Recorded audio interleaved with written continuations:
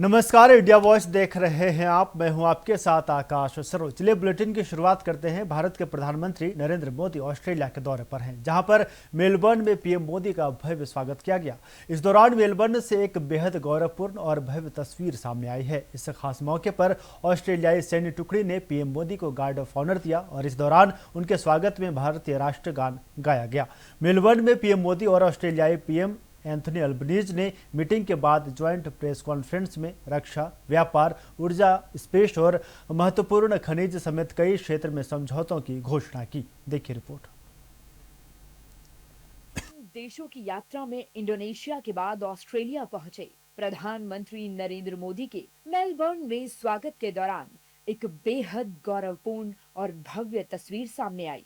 द्विपक्षीय वार्ता और कूटनीतिक बैठकों से पहले प्रधानमंत्री मोदी का मेलबर्न में औपचारिक और राजकीय स्वागत किया गया। इस खास मौके पर ऑस्ट्रेलियाई सैन्य टुकड़ी द्वारा पीएम मोदी को गार्ड ऑफ ऑनर दिया गया। PM Modi government house Victoria में सेरेमोनियल कार्यक्रम के लिए पहुंचे। इस दौरान ऑस्ट्रेलियाई समकक्ष एंथनी अल्बनीज ने प्रधानमंत्री मोदी का गर्मजोशी से स्वागत किया। ऑस्ट्रेलियाई सेना के जवानों ने पीएम मोदी का सेरेमोनियल स्वागत किया और इस दौरान भारत का राष्ट्रगान भी गाया गया। भारतीय समुदाय के लोग ठंडे मौसम के बावजूद बुधवार देर शाम होटल में पीएम मोदी का स्वागत करने के लिए बड़ी संख्या में आए थे। पीएम मोदी ने भारत माता की जय और मोदी मोदी के नारों के बीच भारतीय समुदाय के लोगों से मुलाकात की।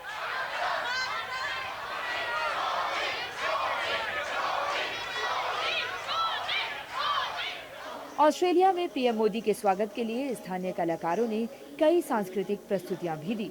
साथ ही पीएम मोदी के स्वागत में वंदे मातरम का गीत भी गाया गया।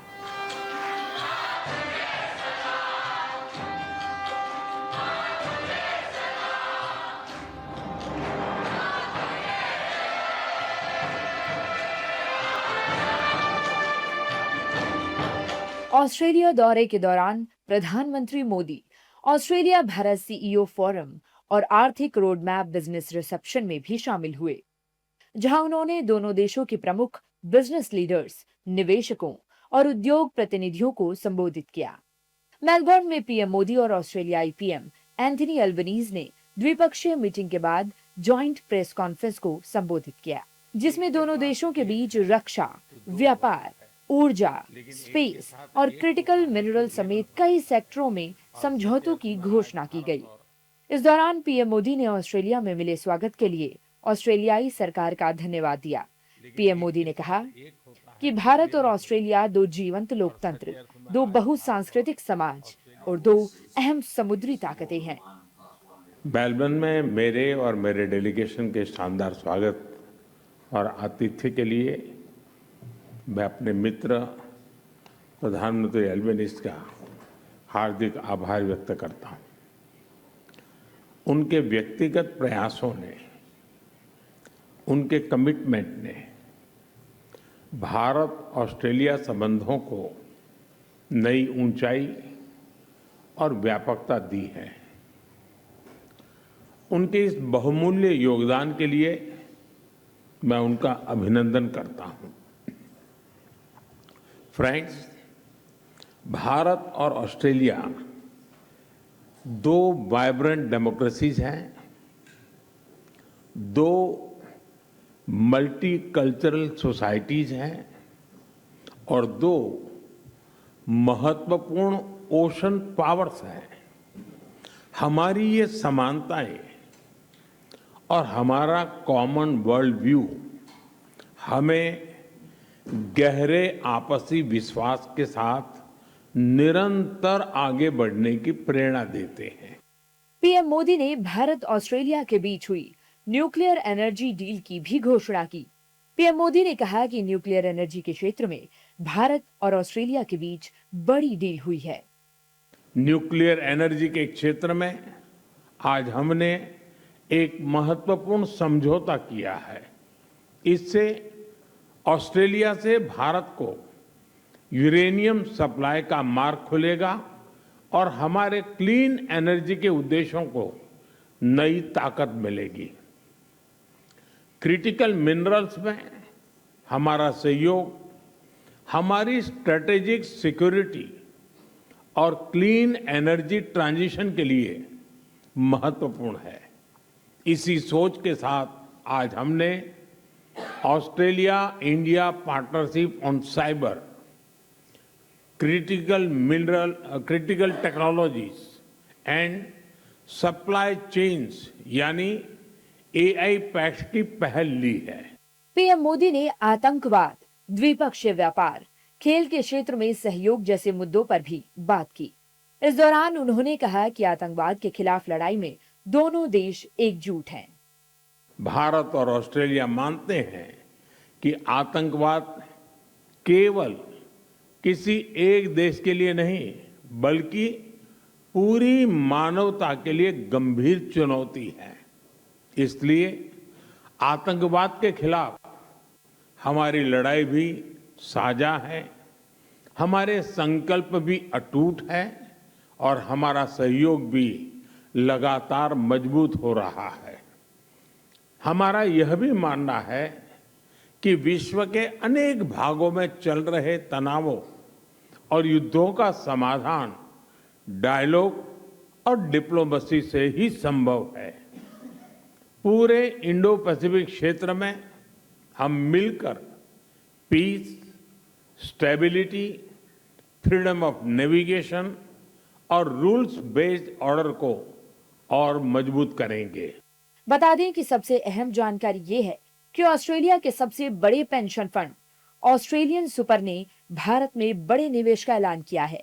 पीएम मोदी ने एक्स पर लिखा है कि भारत ऑस्ट्रेलियन सुपर के 500 मिलियन ऑस्ट्रेलियाई डॉलर के निवेश का स्वागत करता है, जिसकी घोषणा आज सुबह मेलबर्न में उनके चीफ एग्जीक्यूटिव मिस्टर पॉल शॉर्डन ने की।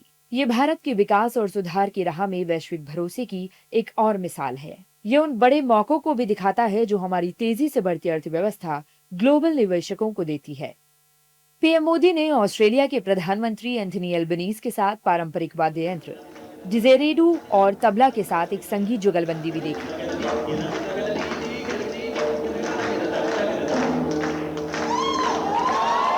ऑस्ट्रेलिया के बाद पीएम मोदी न्यूजीलैंड के लिए रवाना होंगे।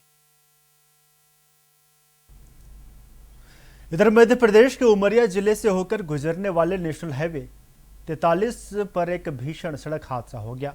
उमरिया कोतवाली क्षेत्र के भरौला गांव के पास तेज रफ्तार कार सड़क किनारे खड़े ट्रक से जा टकराई। हादसा इतना भयावह था कि कार के परखच्चे उड़ गए और 3 वर्षीय मासूम समेत 4 की मौत हो गई। देखिए रिपोर्ट।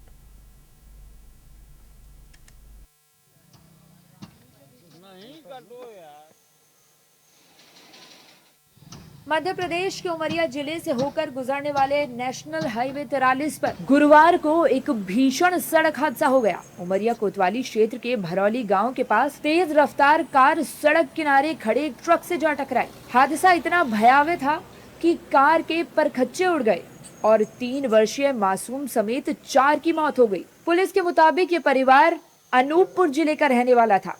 इसके 5 लोग अर्टिगा कार से चित्रकूट जा रहे थे। भरौला के पास सिद्ध बाबा क्षेत्र में कार अचानक बेकाबू हो गई और आगे जा रहे ट्रक में जा घुसी।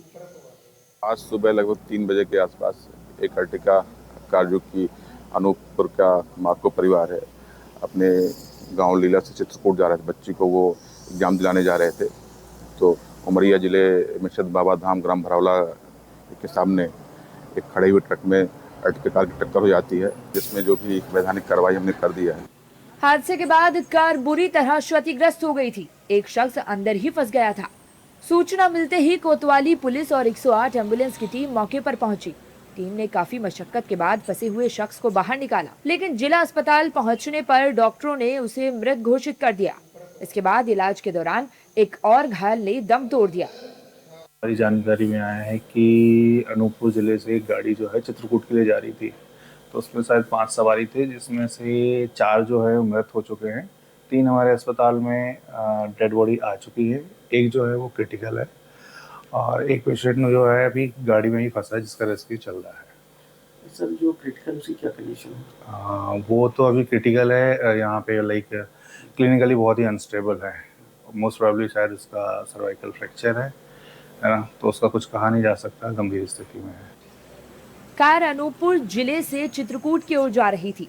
भरौला के समीप पहुंचते ही चालक वाहन से नियंत्रण खो बैठा और कार सीधे हाईवे किनारे खड़े ट्रक में जा घुसी। मृतकों में 2 महिलाएं, 1 पुरुष और एक 3 वर्षीय बच्चा शामिल है। पुलिस ने शवों को कब्जे में लेकर पोस्टमार्टम के लिए भेज दिया है तथा दुर्घटना के कारण की जांच शुरू कर दी है। प्रारंभिक तौर पर तेज रफ्तार और सड़क किनारे खड़े ट्रक को हादसे का कारण माना जा रहा है।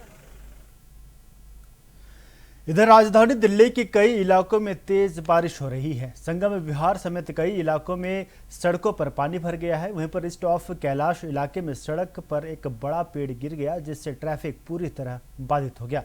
मौसम विभाग की बात करें तो मौसम विभाग ने दिल्ली एनसीआर के लिए रेड और ऑरेंज अलर्ट जारी किया है। देखिए रिपोर्ट।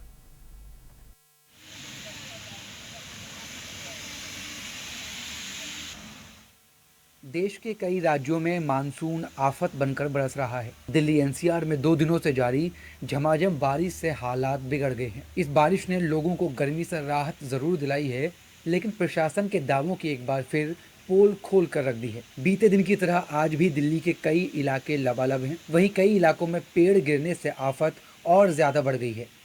अब आपको दिल्ली के अलग अलग इलाकों की तस्वीरें दिखाते हैं। दिल्ली में मानसून की बारिश ने एक बार फिर एमसीडी और संबंधित एजेंसियों की तैयारियों पर सवाल खड़े कर दिए हैं। भारी बारिश से पूर्वी दिल्ली में कई जगह जलभराव देखने को मिल रहा है। वहीं लक्ष्मी नगर इलाके में भी दावों की पोल खुली है। सड़कों पर पानी लोगों की परेशानी बढ़ा रहा है। वाहन चालकों का गाड़ियां चलाना मुश्किल हो रहा है। घर से निकलते ही सारी परेशानियां शुरू हो जाती हैं। किसी गली चौराहे हर जगह पे पानी का भराव है, जिस चक्कर में गाड़ियां चल रही हैं, लोग परेशान हो रहे हैं। अब आपको संगम विहार की तस्वीरें दिखाते हैं। यहाँ शनि बाजार रोड पानी पानी हो गई है। वैसे तो हर साल संगम विहार की यही हालत होती है, लेकिन इस साल तस्वीर और ज़्यादा बिगड़ी हुई नजर आ रही है। तस्वीरों में आप देख सकते हैं कि इस बच्चे के लिए सड़क पार करना कितना मुश्किल हो गया है। सवाल यही है कि आखिर मिंटो रोड की तरह संगम विहार की तस्वीर और तकदीर कब बदलेगी। अब दिल्ली के बादली की तस्वीर भी देख लीजिए। ऐसा लग रहा है कि मानो बाढ़ आ गई है और सब कुछ डूब गया है। क्या इंसान और क्या जानवर, हर कोई मानसून के तांडव और जिम्मेदारों की लापरवाही का खामियाजा भुगत रहा है। लोग लाठी के सहारे आगे बढ़ने को बेबस और मजबूर हैं। सवाल यही है कि आखिर मानसून में बादली पानी पानी क्यों हो जाता है और क्या जिम्मेदार बड़े हादसों का इंतजार करते हैं। जहां सड़कों पर जलभराव ने लोगों की टेंशन बढ़ाई है, वहीं कई इलाकों में पेड़ गिरने से आफत बढ़ गई है। कालकाजी इलाके के कश्मीरी लाल ढींगरा मार्ग पर पेड़ गिरने की वजह से रूट डाइवर्ट किया गया है। फिलहाल इस हादसे में किसी की जान का नुकसान नहीं हुआ है। वहीं ईस्ट ऑफ कैलाश में इस्कॉन टेम्पल के पास भी पेड़ गिरने से लोगों की परेशानी बढ़ गई है। कुल मिलाकर कहें तो झमाझम बारिश ने दिल्ली वासियों की परेशानियां बढ़ा दी हैं। सवाल यही है कि आखिर हर साल बारिश में राजधानी दिल्ली डूब क्यों जाती है।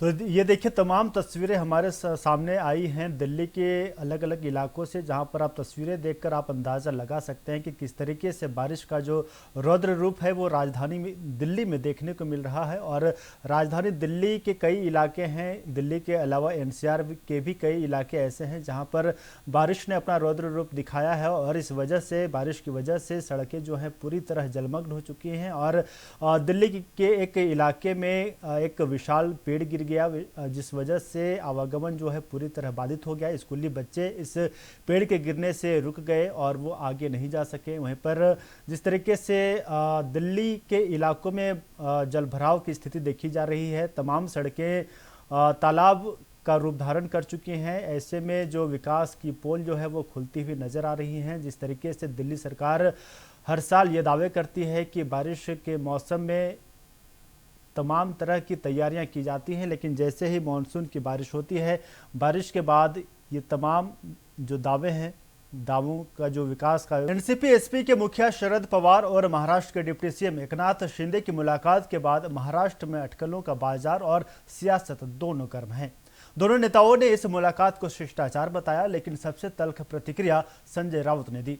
संजय राउत ने इस मुलाकात पर कड़ी नाराजगी जताते हुए कहा कि शरद पवार एक बड़े नेता हैं, लेकिन एकनाथ शिंदे जिन्होंने महाराष्ट्र को करप्शन और धोखे के कीड़े से संक्रमित कर दिया है, उनके केबिन में मीटिंग करना ठीक नहीं है। क्या है पूरा विधान भवन खाली नहीं था, ये सवाल किया है संजय राउत ने। देखिए रिपोर्ट। बीएसपी के मुखिया शरद पवार और महाराष्ट्र के डिप्टी सीएम एकनाथ शिंदे की मुलाकात के बाद से महाराष्ट्र में अटकलों का बाजार और सियासत दोनों गर्म है। दोनों नेताओं ने इस मुलाकात को शिष्टाचार बताया, लेकिन सबसे तल्ख प्रतिक्रिया संजय राउत ने दी। संजय राउत ने इस मुलाकात पर कड़ी नाराजगी जताते हुए कहा कि शरद पवार एक बड़े नेता हैं, लेकिन एकनाथ शिंदे जिन्होंने महाराष्ट्र को करप्शन और धोखे के कीड़े से संक्रमित कर दिया है, उनके केबिन में मीटिंग करना ठीक नहीं है। क्या पूरा विधान भवन खाली नहीं था? विधान भवन एरिया के सामने एक राष्ट्रवादी भवन और शिवसेना भवन है। शरद पवार गद्दार नेताओं को इज्जत दे रहे हैं, इससे उनकी पार्टी की क्रेडिबिलिटी कम होती है। महाराष्ट्र सरकार के मंत्री योगेश कदम और शिवसेना की एमएलसी मनीषा कायंदे ने संजय राउत के इस बयान पर तीखा पलटवार किया। योगेश कदम ने कहा कि संजय राउत हमेशा शरद पवार के ही चेले रहे हैं, लेकिन शरद पवार शायद संजय राउत को बिना बताए एकनाथ शिंदे से मिले थे, इसलिए उन्हें बुरा लगा होगा। हम तो पहले दिन से ही कह रहे थे कि संजय राउत जी ये ना कभी शिवसेना के थे, आज ना वो उभाटा के हैं, वो हमेशा शरद पवार जी के ही चेले रहे हैं। शरद पवार जी ने जैसे जैसे उनको जब भी जैसे इंस्ट्रक्शंस दिए वैसे वैसे ही उन्होंने काम किया है। तो आज शायद संजय राउत जी को बताए बिना शायद एकनाथ शिंदे जी के पास उनके कार्यालय में शरद पवार साहब आए रहेंगे, शायद इसलिए उनको बुरा लगा रहेगा। संजय राउत का जो सुबह उठ के जो पेट में दर्द होता है, उसका इलाज एकनाथ जी शिंदे एक दिन जरूर करेंगे। शरद पवार जी को सिखाने वाले संजय राउत कौन है? शरद पवार जी वेटरन पॉलिटिशियन है, उनको पता है कि किसको मिलना है, कब मिलना है, क्यों मिलना है। अब वो क्या संजय राउत को पूछकर करेंगे? नहीं, देखिए संजय राउत साहब बहुत छोटे हृदय के, ऐसा मुझे लगता है, क्योंकि क्या है राजनीति में कोई भी ऐसे 100% किसी का दुश्मन भी नहीं होता है और 100% किसी का दोस्त भी नहीं होता है, मगर ये तरीके से संजय राउत साहब ने नहीं देखना चाहिए। देखिए पवार साहब को एकनाथ शिंदे साहब के प्रति प्यार है, एक ऐसा उनको ऐसा लगता है कि नहीं ये हमारे अच्छे सहयोगी है, उनके साथ अच्छा व्यवहार और अच्छा जो संबंध है वो रखना चाहिए, और उस माध्यम से उनको लगा कि नहीं ठीक है एकनाथ शिंदे साहब की कैबिन है, उधर जाना चाहिए, बैठना चाहिए, तो माध्यम से वो वहाँ गए, बैठे, और जैसे ही शिंदे साहब को पता चला कि पवार साहब अपने कैबिन में आए, तुरंत वो ऊपर कैबिनेट चल रहा था, ऊपर से नीचे आए, उन्होंने पवार साहब का सम्मान किया और सम्मान करके वापिस वो कैबिनेट में आए। तो ये प्यार है दोनों नेताओं के बीच। कांग्रेस ने शरद पवार और एकनाथ शिंदे की मुलाकात पर कहा कि महाराष्ट्र की राजनीति में मिलजुल कर ही काम होता है, किसी तरह की ओछी राजनीति यहाँ नहीं होती। जबकि बीजेपी का कहना है कि दोनों नेताओं की मुलाकात को कौन कैसे लेता है, ये उसकी नजर का दोष है। हमने कांग्रेस की तरफ से कोई नाराजगी व्यक्त नहीं की है। महाराष्ट्र की राजनीति है, सब लोग मिल के हम लोग काम करते हैं। इसका मतलब है कि वो मंत्री है, राज्य के उप मुख्यमंत्री है। शरद पवार जी को अगर कोई उनके एरिया के कोई काम होंगे या राज्य के, वो राज्य के नेता है तो उन्हें गए होंगे, तो उसमें कोई फर्क की बात नहीं है। इस तरह की ऊंची राजनीति महाराष्ट्र में नहीं होती है, मिल के काम होता है यहाँ पर, तो इसलिए किसी को नाराजगी व्यक्त करने का कोई कारण नहीं है, ऐसा मुझे लगता है। देखिए शरद पवार साहब ये राज्य के बड़े नेता हैं, वो शिंदे साहब को मिल सकते हैं, वो देवेंद्र फडणवीस साहब को मिल सकते हैं, या दोनों ही नेता उनको मिल सकते हैं, ऐसा इसमें कोई नहीं है। कोई अपने अपने नजरों से कौन कैसा लेता है, ये उसकी नजर का दोष है। शरद पवार या उनकी पार्टी की तरफ से इस मुलाकात पर कोई प्रतिक्रिया तो सामने नहीं आई, लेकिन राजनीतिक विश्लेषक इसे सामान्य शिष्टाचार से आगे की घटना मान रहे हैं, खासतौर पर तब जब महाराष्ट्र की सियासत में अब से पहले भी ऐसे गठबंधन और राजनीतिक समीकरण बन चुके हैं। तो फिलहाल मेरे साथ इस बुलेटिन में इतना ही। देखते रहिए इंडिया वॉइस। नमस्कार।